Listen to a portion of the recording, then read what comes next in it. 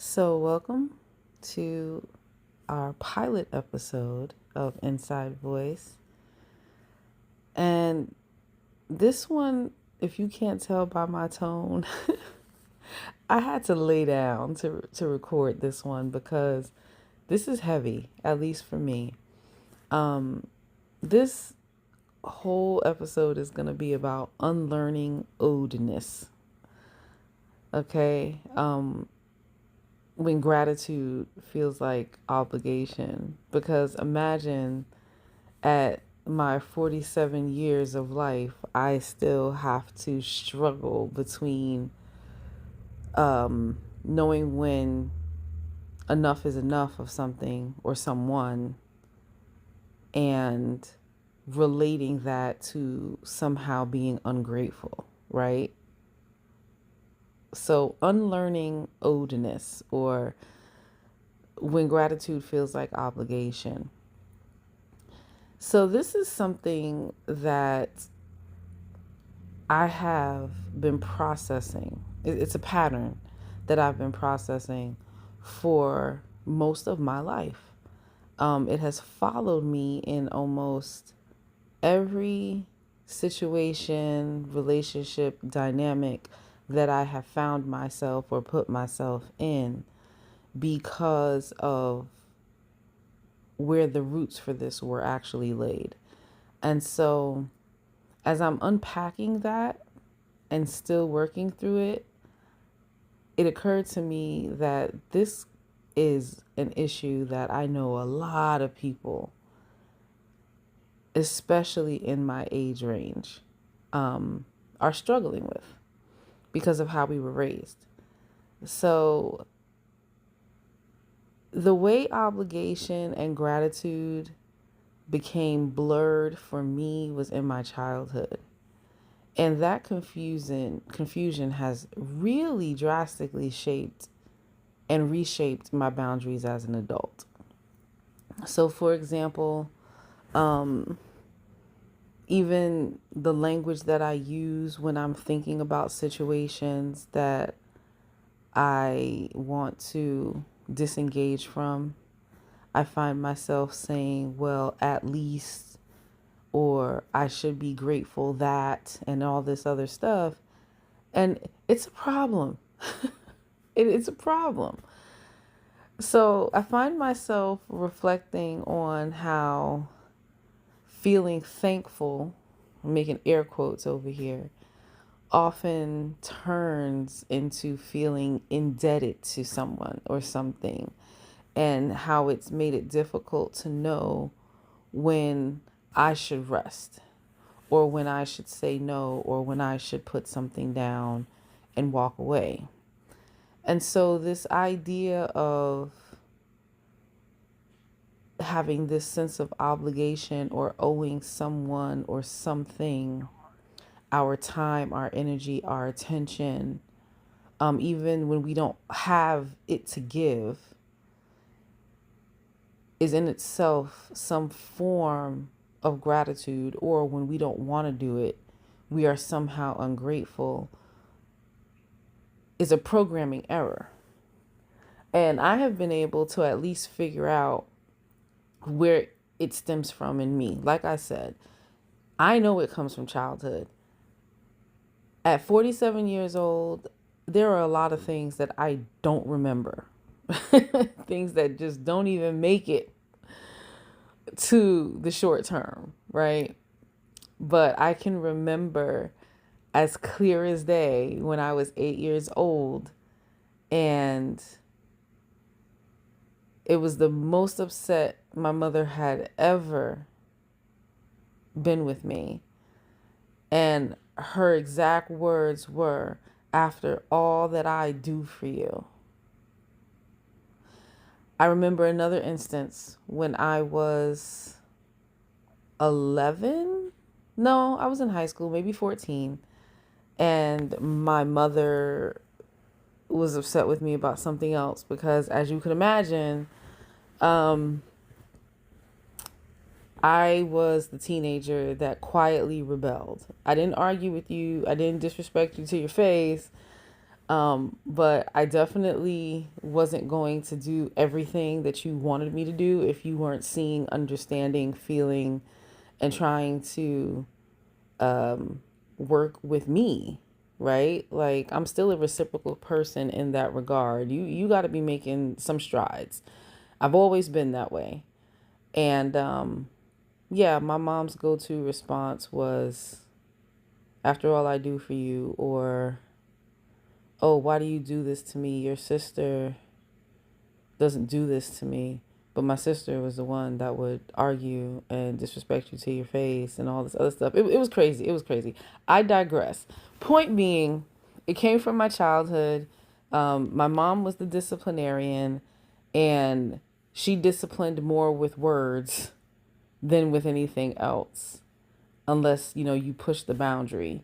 And when it came to how she would try to control or manipulate my behaviors, anyone's behaviors and reactions, it was the guilt and it was the sense of somehow being ungrateful, or you didn't have as much love for her as she had for you, that whole dynamic.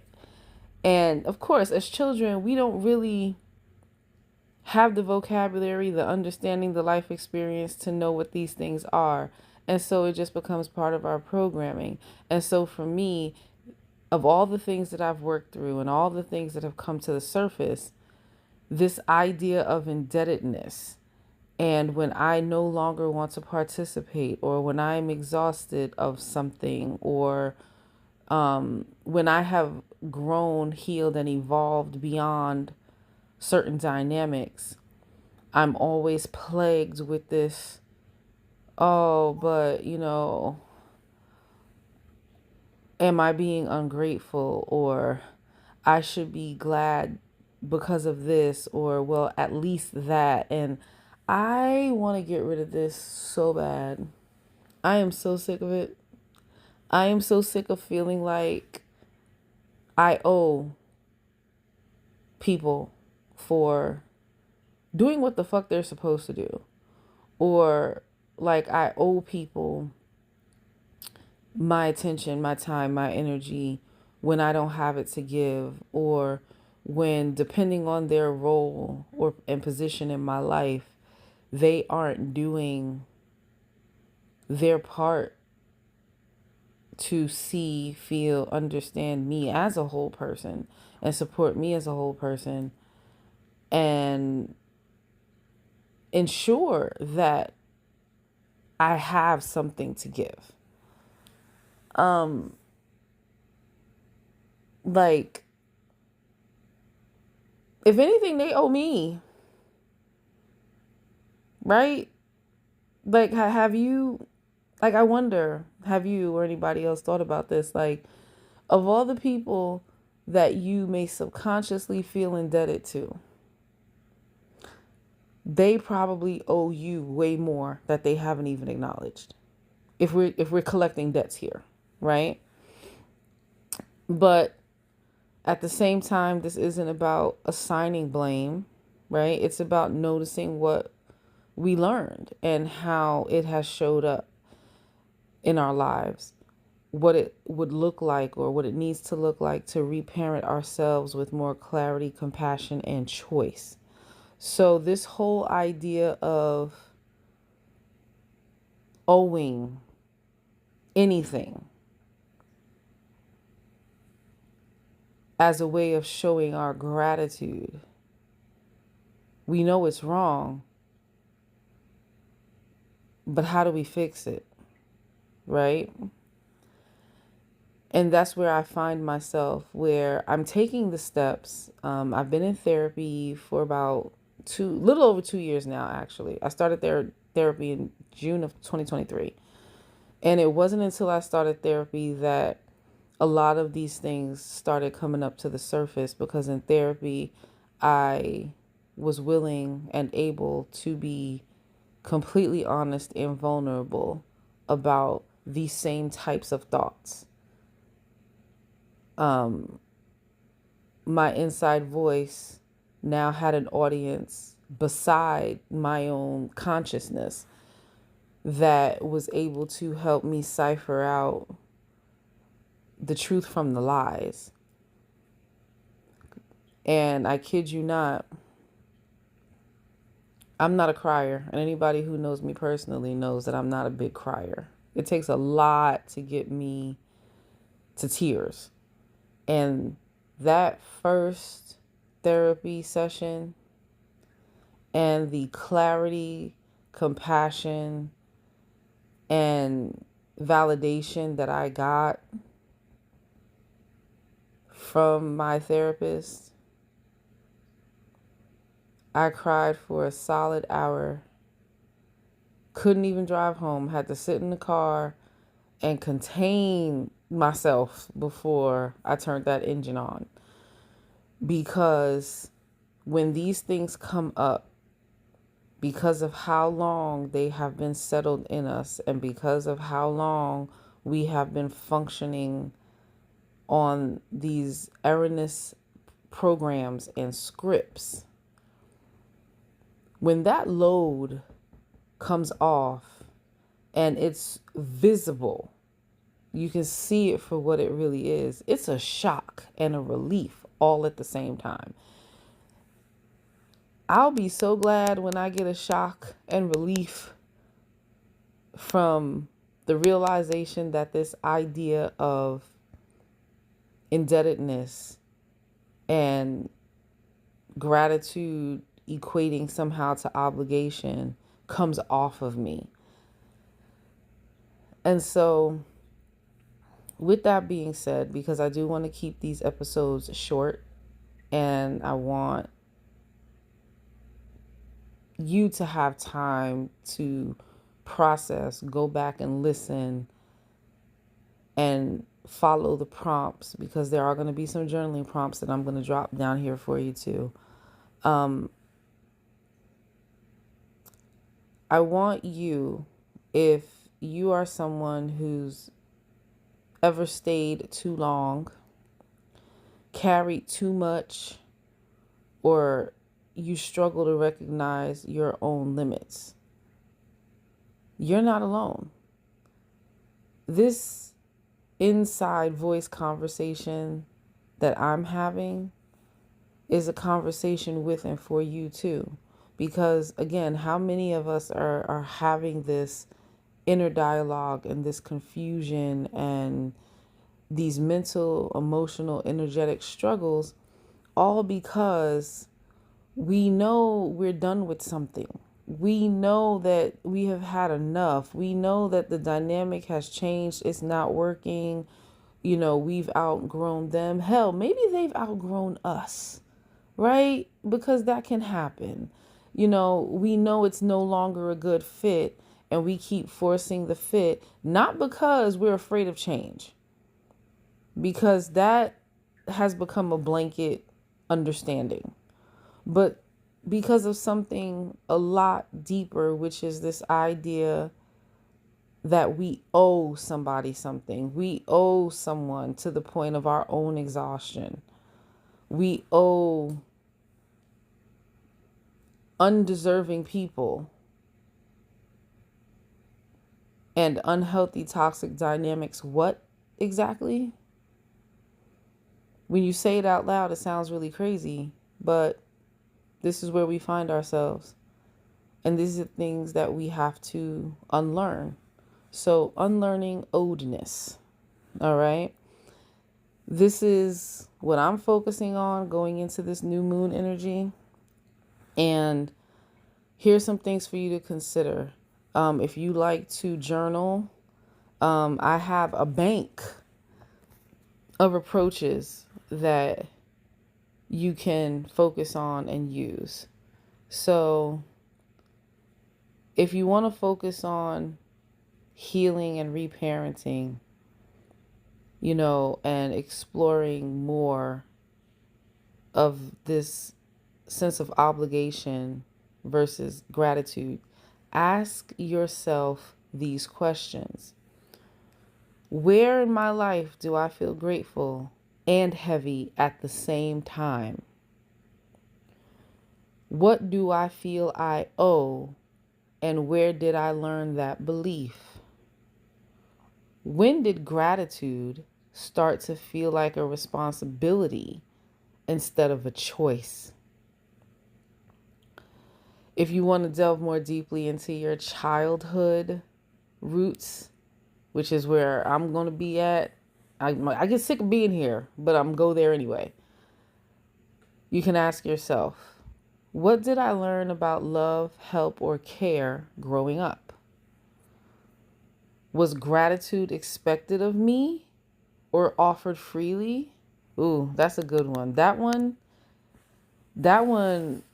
gave me butterflies because I know that gratitude was definitely expected from me, but I can't clearly recall any one instance where I was shown any gratitude. So, ooh, yeah, I'm definitely putting a star next to that one for my journaling.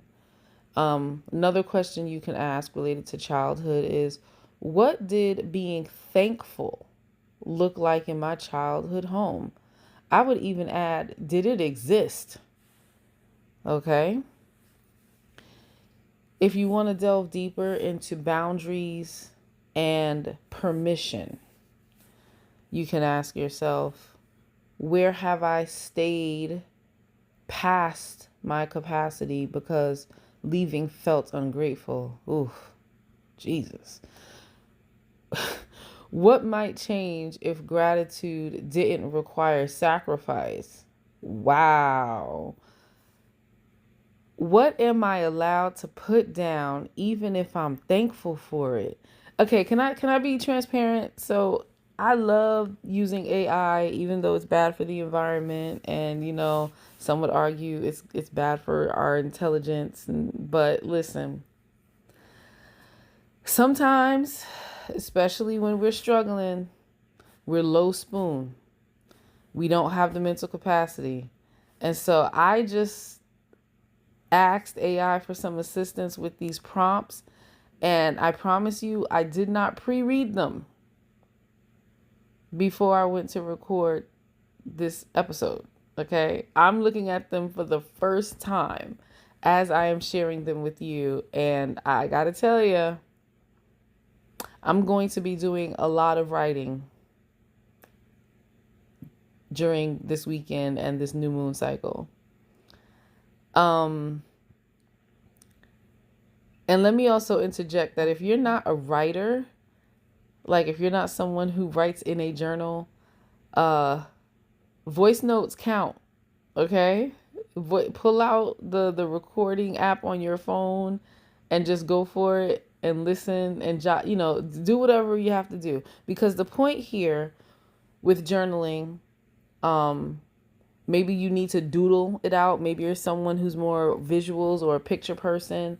But the whole point of this is moving the dialogue from inside your head, because there's enough chatter in there, to outside, where you can actually identify patterns or get some more clarity or remove a layer. So definitely take advantage of these prompts and these opportunities to have this conversation with yourself and externalize the chatter to another medium. Because, again, we have enough going on in our heads, and sometimes the reason we don't find clarity or resolve is because there's so much going on in our heads. So voice notes, doodles, just do it. And while we're on the topic of voice notes, I want to invite you to leave yourself a voice note or a voicemail, or write it on your mirror. I want you to claim this mantra or this affirmation for the next 2 weeks while we're moving from the new moon to the full moon cycle. Okay. I'm allowed to walk away when something no longer serves me. I'm going to say that again. Own this. Take this in. Say it as many times as comfortable, whenever you need to, as often as possible for the next couple of weeks. I am allowed to walk away when something no longer serves me. Period. You're allowed to walk away. You're allowed to put it down. May not be immediate because maybe we have to, get our resources together. Maybe the timing isn't right for an exit, but you're allowed to walk away. Last set of prompts. And these prompts are also geared towards reparenting yourself and repairing those inner wounds, right? What does my inner child need to hear about rest and choice? How can I practice gratitude without self-abandonment? What boundary would feel supportive, not punishing, right now? Whew. I surprised myself. It wasn't much in terms of time, but it was a lot. So,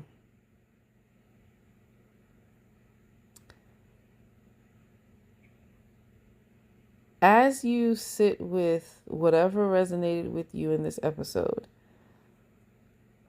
again, you're invited to journalize whatever comes up for you, to analyze it, not to fix it, just to acknowledge it, just to notice that it's there. Your response should feel more like a, that's interesting, than a, oh my God, what is that? I need to get rid of it. Okay? So, we're journalizing not to analyze, not to fix, but just to notice.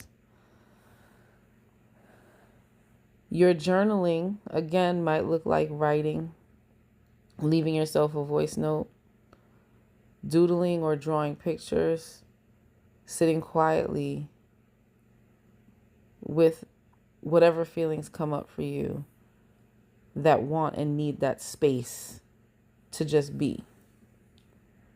Because